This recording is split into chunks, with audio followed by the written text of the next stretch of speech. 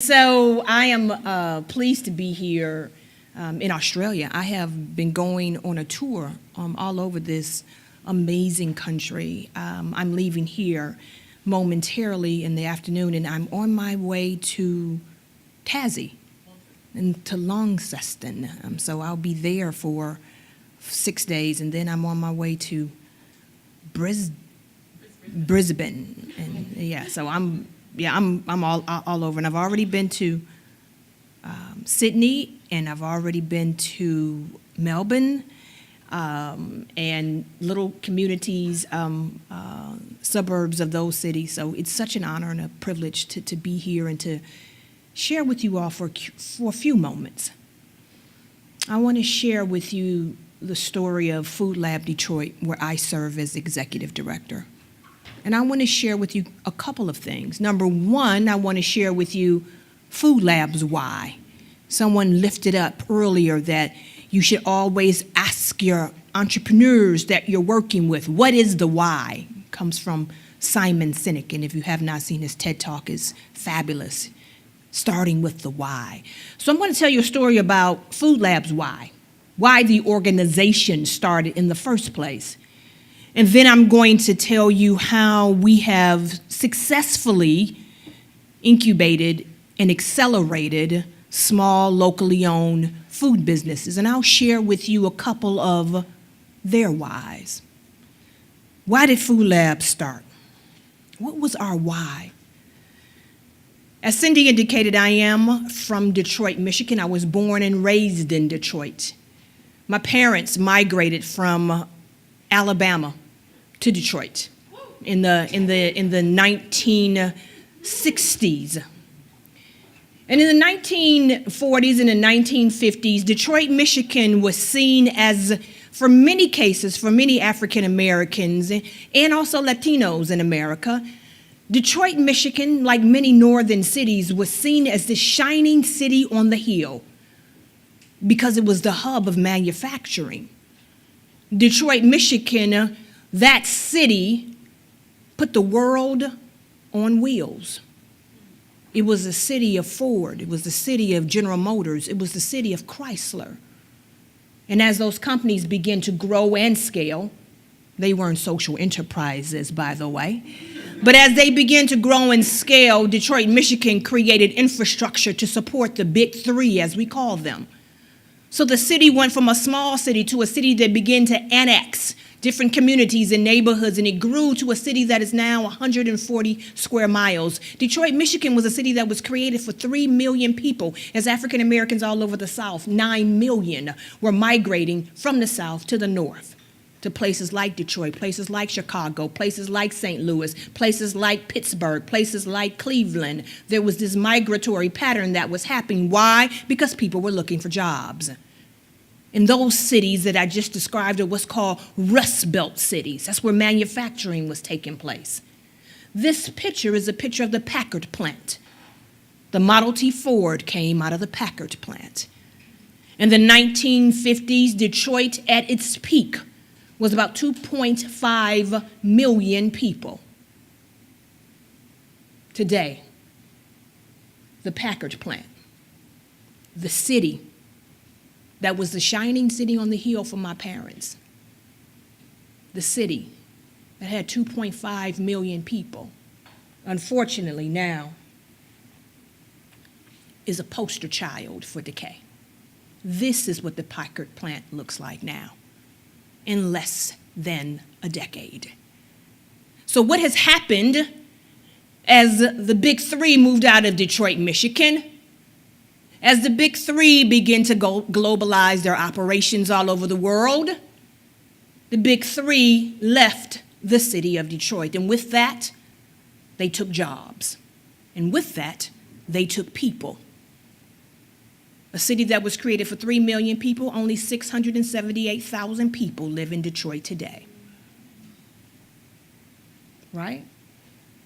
You can imagine the emptiness of the city. You can imagine the blight. You can imagine the empty warehouses that are all around the city. But there's a couple of things that happened as a result of these industries abandoning Detroit. Number one, there was a loss of population, and many of those folks moved out to what we call the outer ring suburbs. Suburbs were built up, new houses, new homes. The Motor City wanted people to have cars, so they wanted folks to drive into what we call the greater downtown area, the central business district, but they lived in what they call these bedroom communities, where they lived out in the suburbs and they would drive into the city. So what happened is Detroit, Michigan was left with the city that is predominantly 84% African American, folks who look like me, and 40 to 42% of Detroiters are at or below the poverty line. So now it's a city of poor black people, majority. What does that do when you now have a city that has poor people? Well, when you have folks that leave the city, commercial retail follows because they are following their customer. So what does that do? It left a void in the city of Detroit. It left a void for retail, primarily for me and the lens that in which I do my work. It left a void for fresh food retail. Not only did the automobile company leave Detroit, but grocery stores, corporate grocery stores who had a stranglehold on the city of Detroit, a monopoly on the city of Detroit. There were about 3 or 4 of them. They left the city of Detroit as well.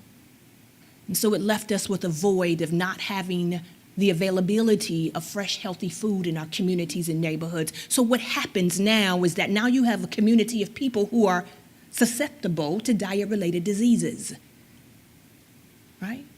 People now are shopping out of gas stations. People now are eating out of fast food restaurants. People now are looking for food and buying food at gas stations. And when you have a community of people that are eating sugar, salt, fat, high processed food, these community of folks are susceptible to diet-related diseases. High blood pressure, hypertension, cancer in many cases. 70% of Detroit adults are obese or overweight. 40% of our children are obese and overweight. And you're more likely to find high-quality fresh produce in the suburbs than you are in the city. But here's the good news. This is the story that I want to share, because what that left for entrepreneurs in the city of Detroit and what then led to the creation of FoodLab was the need. We saw a problem, and we wanted to use business as an opportunity to leverage the power of business to solve a social good. So what is FoodLab Detroit? Who are we? What do we do? Well, FoodLab, and here's our mission. We are working to transform Detroit's local food economy by supporting the diverse community of food businesses, working to do 3 things, really, and I'm going to show you how we do that. We want good food in our communities, yes. We want good jobs in our community. This is what the power of business can do. And last but not least, we want our businesses to also be good stewards in their community as well. Preface the word good. Not just food, good food. Not jobs, good, not just jobs, good jobs. And so, who are we? We are a community of about 245 now locally owned good food businesses. And every one of the business owners who join FoodLab Detroit for a nominal fee of $50 a year, that is an introductory rate to join our community, they are committed to one thing. And that is, they are committed to really rethinking what I call a failed economic system. And they are committed to sharing, I heard that word used a lot, sharing innovation and working together as a community to ensure we have a more equitable, a more vibrant, and yes, a more delicious Detroit. And so the businesses that we serve at FoodLab are really along 2 tracks, right? Those businesses that are looking to create a retail food establishment in the community or neighborhood, particularly in marginalized communities, so folks will have access to fresh, healthy food, or people who are looking to create what we call a consumer packaged good. These are people who are processing manufacturing, and you can find their product on a grocery store shelf. So how do we do that? There are 4 things that we do as an organization at FoodLab Detroit, myself and my team. 4 things, because these are the 4 key things that we found out that entrepreneurs really need in order to start, operate sustainably, and scale. You have to have these 4 things. Number 1, you have to have mentorship and networks. Can't do this alone. I've heard that said many, many times in the room already. You have to have someone or even a group that you are accountable to as an entrepreneur. Having a mentor, having a network. For us, that network was so important. We are not industry agnostic. We only work in food because it was important for us to have industry-specific people in community with one another. Folks who can share resources. People who've been there, done that, and can share that experience. Food is what we do. It's only what we do. So we wanted to be experts in that field. And we attract experts in that field. The second thing you need is you have to have business training and what we call skill development. Have to have that. One of the things that I find most frustrating when I talk to an entrepreneur is they don't know what they want to do. And they do not have not even created a business model to solve the problem. Haven't even been able to really articulate what the problem is that they're trying to solve. But we help them through that. That's not a problem. Business development is really important to us. The second thing. The third thing you need is you need funding, access to capital. That's key. But you can't have access to capital without mentorship. Those things go hand in hand. Because once we help our businesses obtain access to capital through a micro loan program that we manage, we will only allow them to access capital if we assign them with a mentor who is going to be with them throughout the life of the loan. That's important that you have someone who is guiding, helping, direct, course correct if you make a mistake, someone who you're accountable to now that you have money in your hand, right? And then the last thing we do, and this is really important because the entrepreneurs who we work with at FoodLab Detroit, these are small-scale entrepreneurs, what we call solopreneurs. Many of them are just starting their entrepreneurial journey. We create the market opportunity for them. If there isn't a market for their business, we work very hard to create it. So those are the 4 things that we do.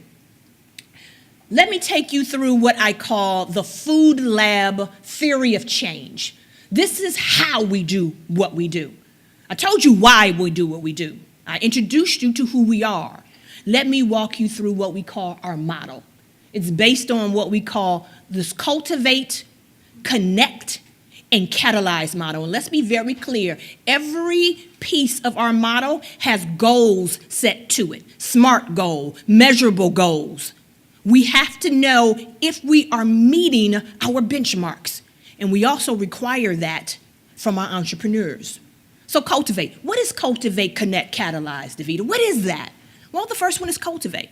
And cultivate basically means we provide access to high quality information. We're cultivating at scale a community of entrepreneurs. That means we're giving them learning opportunities to grow good food business. More importantly, what I'm trying to do is I'm trying to build a pipeline of talented entrepreneurs. Because this is what I do know. Everybody's not going to get to the scale level. But I got to build a cadre of entrepreneurs in my pipeline, right? And so I have to then wrap that business development around them. Devita, how do you know if you're on the path, right, to success? What are some of the goals? And why is it so important for you to cultivate a community of business owners? Why? I told you it's because, number one, I want delicious food options in those marginalized communities. I want our entrepreneurs to be creating livable wage jobs. I want them to be contributing to a livable neighborhood. You cannot do that if you are not a profitable business. There's no way in the world you can expect to use business as a power for good if your business is not making any money. How are you going to help somebody? You can't even help yourself. So somebody be like, profit is bad. No, it's not. No, it's not. Capitalism is bad. Exploitation is bad. But making money ain't nothing wrong with that. Let's be clear. So we operate and we train our business to operate along an accounting practice that's called the triple bottom line. Profit, people, and planet, okay? But profit is number one. Let's make that really clear. And so what are some of the goals? What are some of the things that are important to me? How do I know that entrepreneurs are on this path to being profitable? Well, one of the things that we expect, 75% of our businesses are licensed, legally operating. In the city of Detroit, you cannot even begin to expect to scale a food business if you are still working underground. If you are not operating in a commercial, legal kitchen space, you cannot grow and you cannot scale. How are you going to do that? You know, running from kitchen to kitchen and hiding and, trying to, not, pay the legal licensing fees, not paying your tax. You can't do that. You have to become a formal business. And to become a formal food business in Detroit, you have to be operating in a legal commercial kitchen space. We want 75% of our businesses to be operating in a legal commercial business space. I'm very clear on that. I know it won't be 100, so I'm not going to sit up here and tell you it's 100 because it's not. It's 75%. We also want 50% of our business to be breaking even 2 years. 2 years. 2 years, they need to be at the break-even point. Year 3 is when they need to start be showing some revenue. They need to start making some money. Okay. A lot of that has to do with the fact that there's no way in the world you can begin to scale a business if you are a solopreneur. In our experience, businesses start to make money during their first hire. They hire someone, and then they're able, as they begin to build their capacity, their team, then we start seeing acceleration, we start seeing growth. So in that 2-year period, we're really trying to help them with their operations so they can begin to take on funding so they can hire their first person. And then the third thing, what we want to do is we want to make sure 50% of our members are growing safe and meaningful opportunities for employment. So yes, we count number of jobs. That's important to us. We want to know how many jobs our member businesses in FoodLab are offering Detroiters. That's super important. What does that look like for us? We have 2 levels of training. The first one is called Launching and Running Your Hobby Food Business. It's a 6-week course that we offer early stage entrepreneurs. These are folks who are selling at farmers markets. These are folks who are just getting started. Maybe they be doing something we call in Detroit pop-ups. They don't have a restaurant, but they do have access to a space, and they're doing pop-up dinners. They're just starting, right? One of the things I tell folks all the time is that I tell entrepreneurs that I work with, and I tell my team to tell entrepreneurs that they are working with, is do not spend all day on a business plan. Business plan is important, yes, but get off the paper and actually sell something. Get off the paper and actually meet some customers. Get off the paper and actually do something.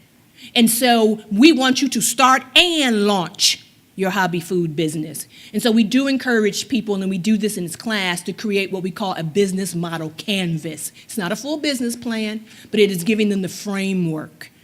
Now, one of the things that someone said earlier is, what is the why? What is the why? And I shared with you FoodLab's why. There was a need. There was a need for fresh, healthy food. There was a need for small businesses. But we ask our entrepreneurs, everyone who joins the FoodLab community, everyone that takes our classes, we ask them the same question. Why do you want to start a food business? It's more than just building businesses at FoodLab. It's also about relationships. We want to know why. And so what we do, our mentors, our coaches, our facilitators, they take in that information, why, they take it back, they type it up, and then we have a wall full of whys. And so we can always go to the wall, and we can always reflect on why this entrepreneur wanted to start the business. One of the ones that I really love, it says, I love food, cooking, and business. My sister is graduating from a special needs culinary school next year, and she also loves food and cooking. I want to start a food business so we both can do what we love, and maybe, just maybe, I'll be able to help others who graduate from my sister's special needs school. I'm a organization, or I run an organization that is already operating as a social enterprise, and I'm helping to scale and create more businesses that are operating to also create value as well. That's the power of FoodLab Detroit.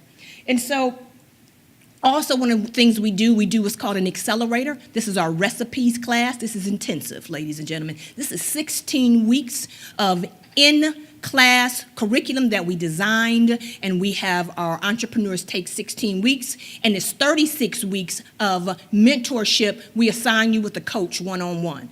This is extremely intensive, and it is only for those individuals who are looking for funding.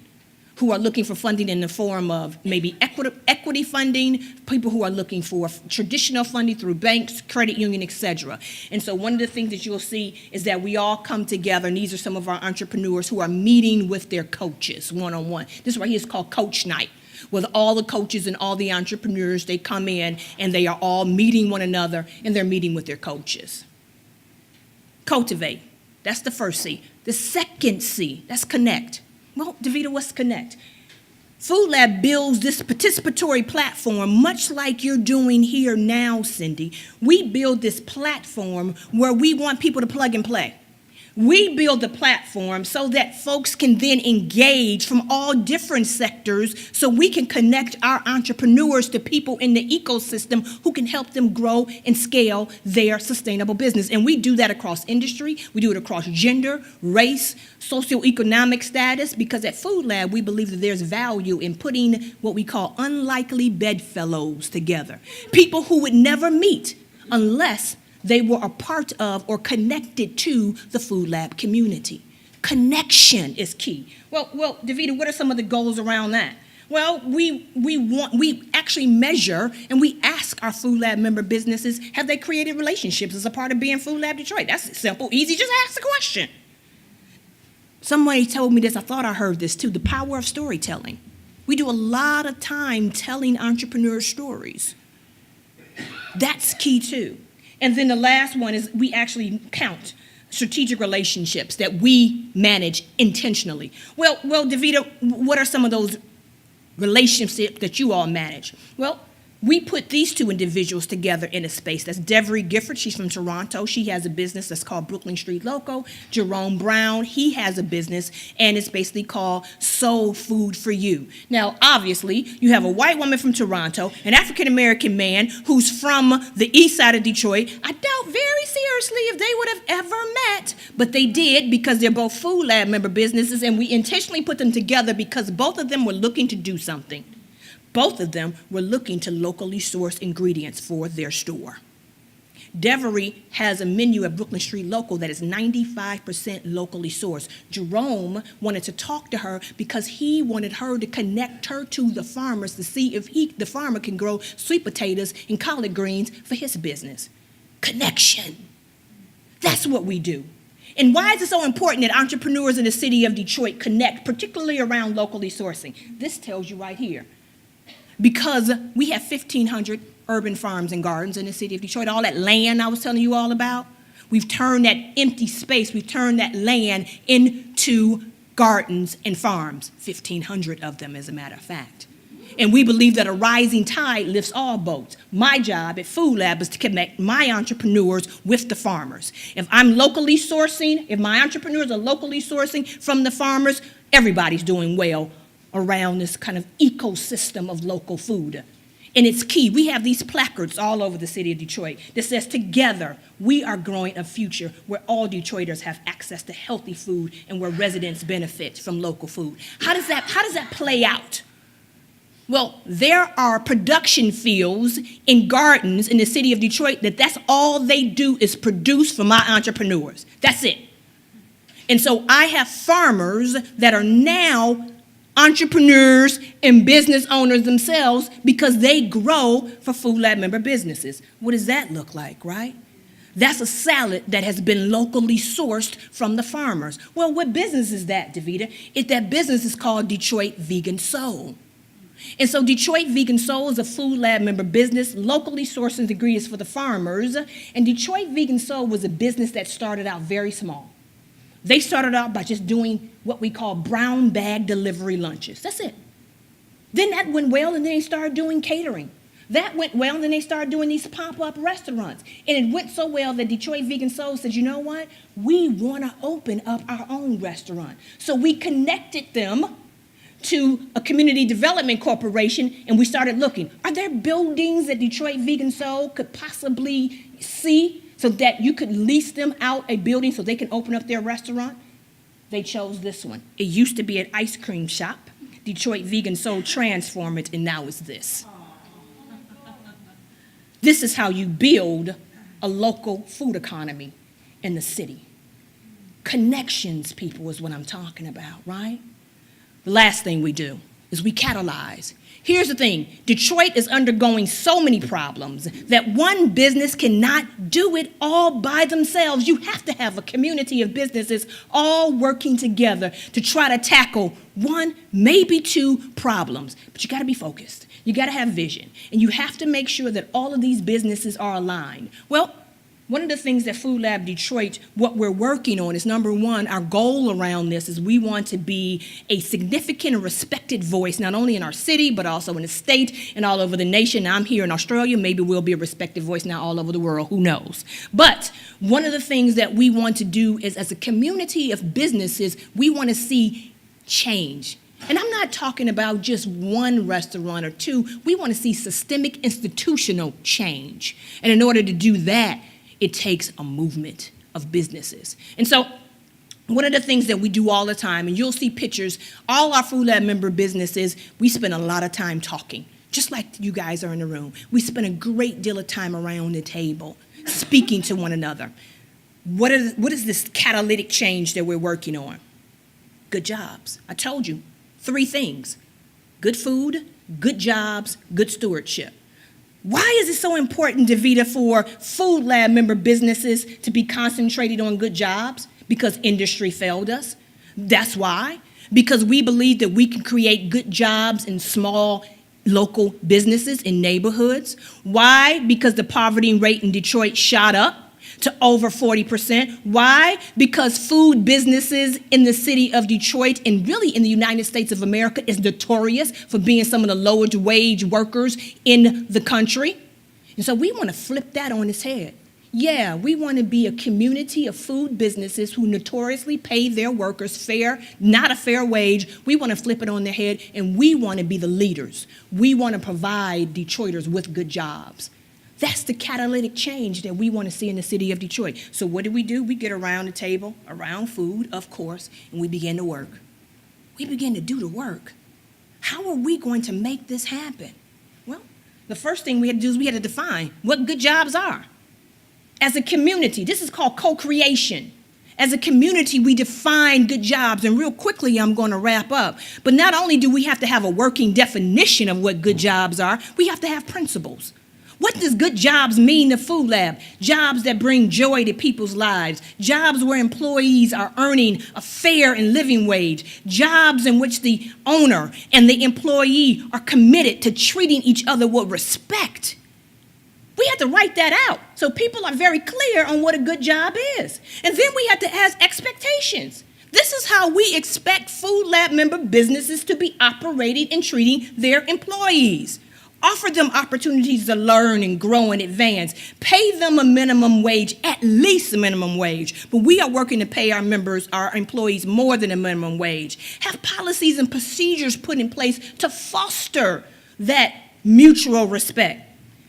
But more than anything else, all of the stuff that I told you, it all sounds good. How do you know it's really working, Devita? Because we measure. There's an evaluation process. There's an assessment. We call it measure what matters. And at FoodLab, we encourage our businesses to measure their impact. So what do? We created something that's called a sustainable economy metric set. It looks like this. Along the triple bottom lines, we ask our members to measure their triple bottom line impact. And we don't expect for our members to be at 100%, but we need for them to be on a journey.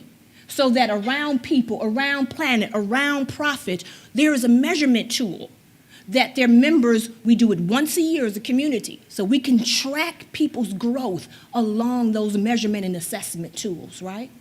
And so here are our members filling it out. They're filling out that measurement tool. They too want to see, well, am I being impactful? And how am I doing against another FoodLab member business? And then we're helping them along that journey. And so I'll just end it there, but this picture I really love because this is a picture of me standing at the intersection of Detroit's past and Detroit's future.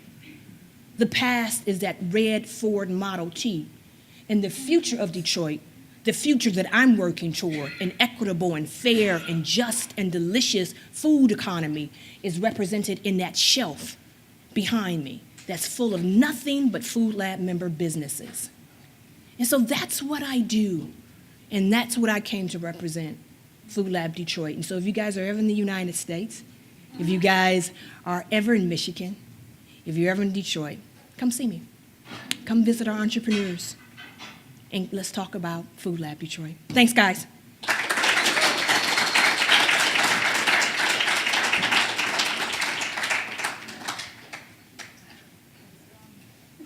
Oh, we've got some questions. So who'd like to start with questions? Oh, Liam! Coming over here. Congratulations, Devita. That's incredible.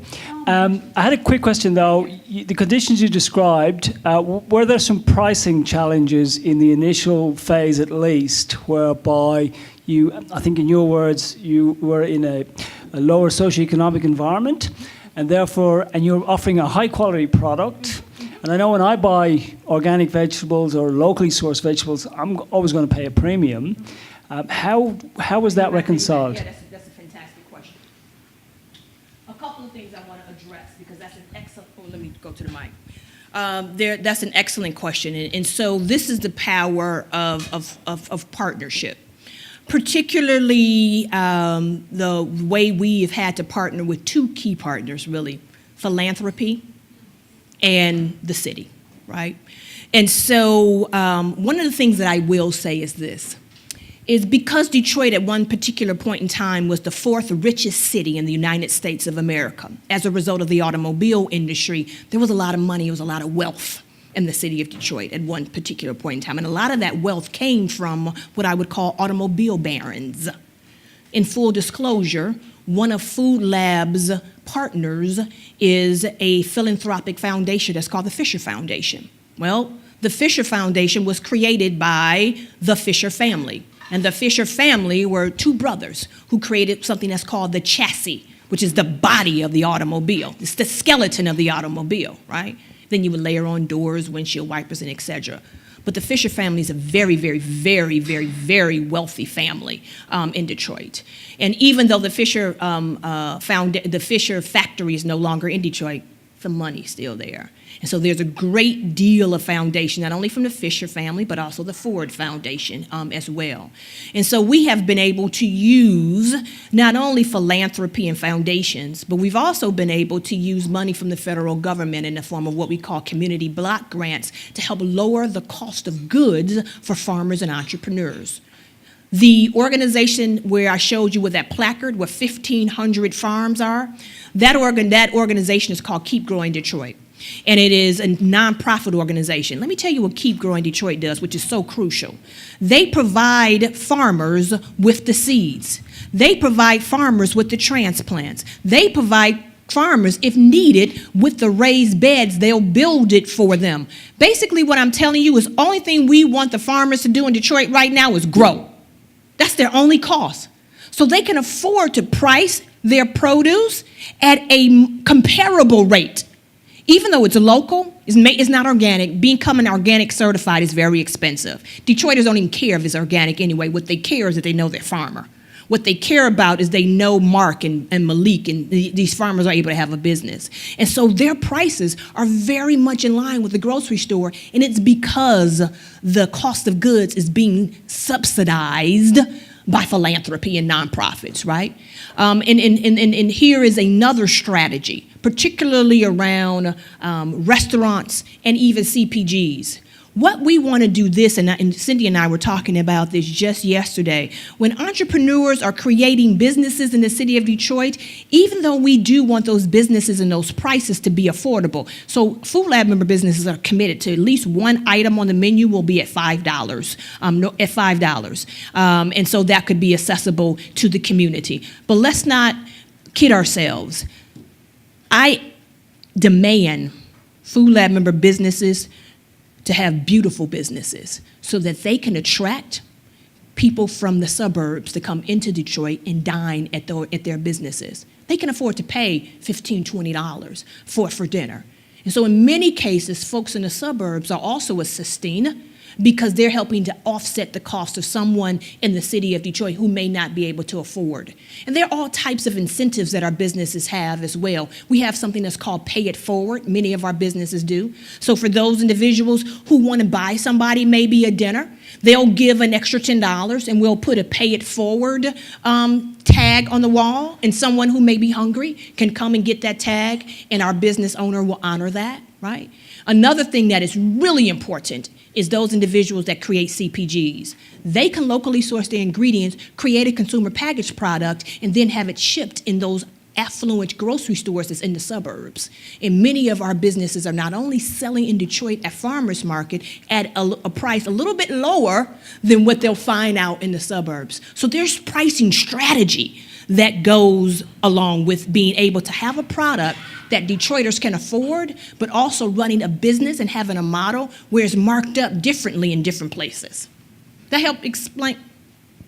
Yep. Other questions?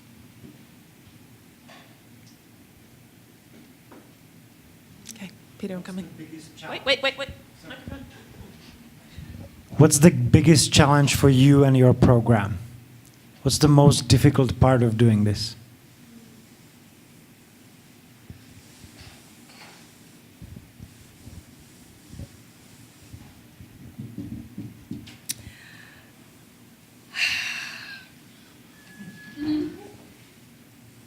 I'm really hesitant. Not because I don't know what the challenge is, but it's because I'm embarrassed. So there's an ecosystem in the city of Detroit that consists of businesses. There's an ecosystem that consists of farmers. There's business development support, yes. But it didn't come easy. The challenge that I face in terms of helping to grow, cultivate, and scale business is systemic and institutional racism. It's difficult to start businesses when, based on the color of your skin, you can't get along. It's difficult to start a business in a community that you were in that community when nobody else wanted to be in that community. But because of your hard work, your sweat, your tears, you've been in community with folks, you've helped to create a vibrant community, a culturally diverse community. And as a result of that, developers now see the vibrancy of that community, and then you're being displaced out of your community because now they want the neighborhood. Not because they wanted to improve it for you, but they want to improve it for the people who they want to see in that neighborhood. Racism, gentrification, they are all problems. You can't create businesses in communities, in neighborhoods, if the local government is not doing what they have to do to ensure the safety and security of its citizens. I have entrepreneurs who are taking risk every day, moving in traditionally marginalized areas that have been marginalized for 50, 60 years. I've got folks who, it's another criteria that I not demand, but it's a part of our ethos, is that I don't want you to create a business and have bulletproof glass on your business. I don't want you to create a business and you've got burglar bars, or there's a partition between you and the customer. You're sliding your money or the food in between a plexiglass because you're scared of your neighbor. But if the government isn't creating a community that's livable, that's vibrant, right? If they aren't helping us improve those neighborhoods, it's difficult for a business owner to want to go into those neighborhoods in the first place. We need safety, we need security, we need lighting. And if you even think about this, and I'm gonna say this last thing, is that I said to myself a long time ago, I said, Devita, the work that you're doing is hard work. And the fact of the matter is that the change that you want to see in the world is just, viable, equitable, food system where nobody along the supply chain is exploited, where farmers are being paid a fair and living wage, where there's a diverse array of businesses that are owned by Black and brown people, where there being good jobs in the community. I said, Devita, you may not see that in your lifetime. And I had to be okay with that. Because I told myself a long time ago, I'm working on what's called a 2-generational strategy. I'm hoping that the impact that I make with these businesses today, these business owners will impact their child's future for tomorrow. But if I'm working hard to ensure, and my stakeholders and my partners are working hard to make sure that mother and father are helping to create opportunities for their child, then I need the city of Detroit to make sure that they have a very good public education system. I gotta make sure of that. So all of these things are challenging for us. But again, I think the number one thing is that in many cases, just in America, based off of the color of your skin, it makes it that much more difficult to start a business.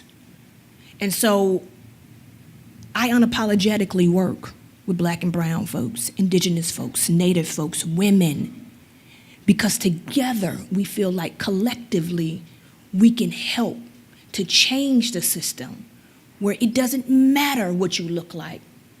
If you're an entrepreneur with a good business plan, if you got good credit, if you have all the financial marquees necessary, then you should have the same opportunity as everybody else. I'm embarrassed to say that, but that's the truth.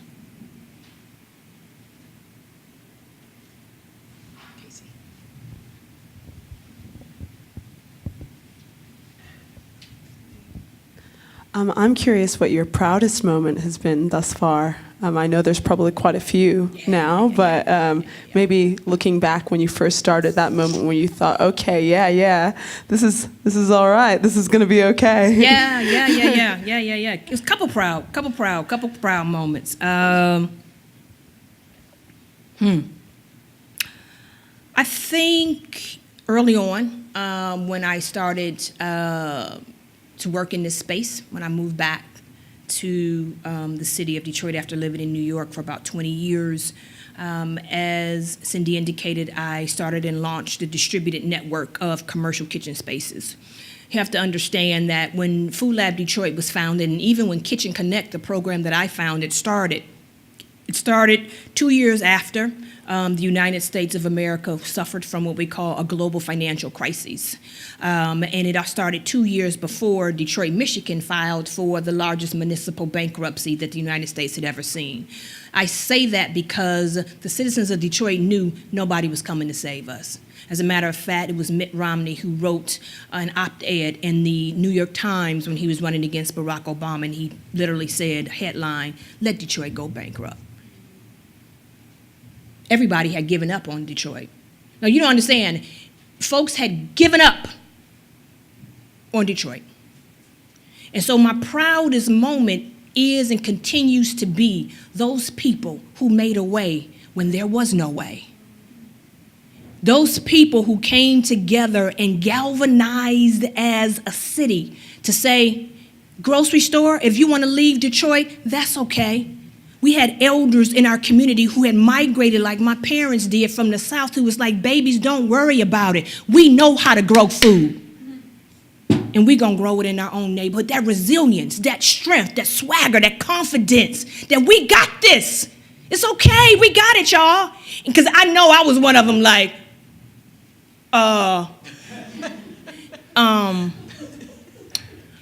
Mama, you want me to move back home and do what? Like, that's not going to happen. But let me tell you what happened. And like I told you all before, my father's a minister, but God stepped in. The reason why I moved back to Detroit is because my home was destroyed in a hurricane. 9 feet of water came through my house when it hit Hurricane Sandy along the east coast of the United States of America, and I was up in an attic with my cell phone for 2 days. And I remember calling my mother and father and asking my father to pray for me. And my father broke out in prayer, and when he said amen, I said to my father, I said, Daddy, if I make it out of here, I'm coming home. I had lived in New York for 20 years, but I told my father, if I make it out of here alive, I'm coming home. There was something that happened in my life that moved me back to Detroit. Now, when I got there, I was not jolly and happy about it at all. I was homeless. I had left everything I owned. But it was my mother who came to me after 3 days and said, Devita, you sat on this couch for 3 days crying out, why me, Lord? Why me, Mama? Why me? And he said, the Lord did not send the waters to drown you, baby. The Lord sent the waters to move you. There's a reason why you're in Detroit. My proudest moment that was with the help of my friends, my family, that city. I came back just like Detroit came back. That's my proudest moment, that I'm here right now. I'm living, I'm breathing, I made it. And I'm here in Australia telling you that I survived.